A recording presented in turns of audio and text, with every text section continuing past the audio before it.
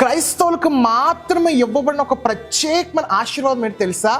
భద్రత, అనగా ప్రొటెక్షన్ అంటారు. గమనించండి, ఈ ఆశీర్వాదం క్రైస్తవులకి మాత్రమే ఇవ్వబడతాయి. ఉదాహరణకి చెప్పాలంటే మన భారతదేశపు ఒక ప్రధానమంత్రి శ్రీ నరేంద్ర మోడీ గారు ఉన్నారు అనుకోండి. ఆయన చుట్టూ ఎస్పీజీ కమాండర్స్ ఉంటారు, అనగా స్పెషల్ ప్రొటెక్షన్ ఫోర్స్ కమాండర్స్ ఉంటారు. ఎక్కడికి వెళ్ళినా, ఎంత గుడిసెలోకి వెళ్ళినా, ఎంత చిన్న స్థలానికి వెళ్ళినా కూడా వాళ్ళు చుట్టూ కమ్మేస్తూ ఉంటారు, ఎందుకంటే ఆయనకు ఒక భద్రత. అలాగే క్రైస్తవులకు కూడా దేవుడు ఒక మంచి భద్రతను ఏర్పాటు చేశాడు. అదేంటో తెలుసా? దేవదూతల భద్రత. ఇంటి నుంచి బయటకు వెళ్తున్నావు అనుకో, ప్రార్థన చేసుకుని వెళ్ళు, దేవునికి భద్రతను ఇస్తాడు. అనారోగ్యం ఉందనుకో, ప్రార్థన చేసుకుని వెళ్ళండి, దేవుడు మంచి ఆరోగ్యాన్ని ఇస్తాడు. ఆర్థికంగా కుప్పకూలిపోయారు అనుకోండి, ప్రార్థన చేయండి, దేవుడు మీ కుటుంబాన్ని భద్రంగా పోషించుకుంటూ వస్తాడు. దేవుడు నమ్మదగిన దేవుడు.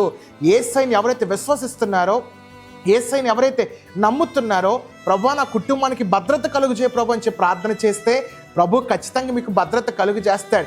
2 రాజుల గ్రంథము 6వ అధ్యాయంలో జరిగిన సంఘటన, ఎలీషా చుట్టూ కూడా సిరియా దేశం వాళ్ళందరూ కూడా చుట్టుముట్టిన తర్వాత తన యొక్క దాసుడు, ఎలీషా దాసుడు గెహాజీ భయపడిపోతాడు, అమ్మో మమ్మల్ని ఇప్పుడు చంపేస్తారేమో అని చెప్పి. అలాంటి సమయంలో ఎలీషా ప్రార్థన చేస్తాడు, అయ్యా తండ్రి దయచేసి గెహాజీ యొక్క అంధత్వమును తీసివేసే అని చెప్పి అనగానే తన కళ్ళు తెరవబడిన తర్వాత గెహాజీ చూసిన అద్భుతమైన కార్యం ఏంటి తెలుసా? దేవుని యొక్క దేవదూతల రథములు వాళ్ళ ఇంటి చుట్టూ కూడా కమ్మాయి. సిరియా దేశం వాళ్ళ లోపలికి రాలేని పరిస్థితిలో దేవదూతలే కాపుదలు ఇచ్చాయి. ఈరోజు నువ్వు ఆయన నమ్ముకుంటే, ఈరోజు నువ్వు ఆయన విశ్వసిస్తే దేవుని యొక్క కాపుదలు పొందుకుంటావు, ఆయన భద్రత పొందుకుంటావు. ఇది నీకు మాత్రమే ఇవ్వబడిన ఒక గొప్ప ఆశీర్వాదము.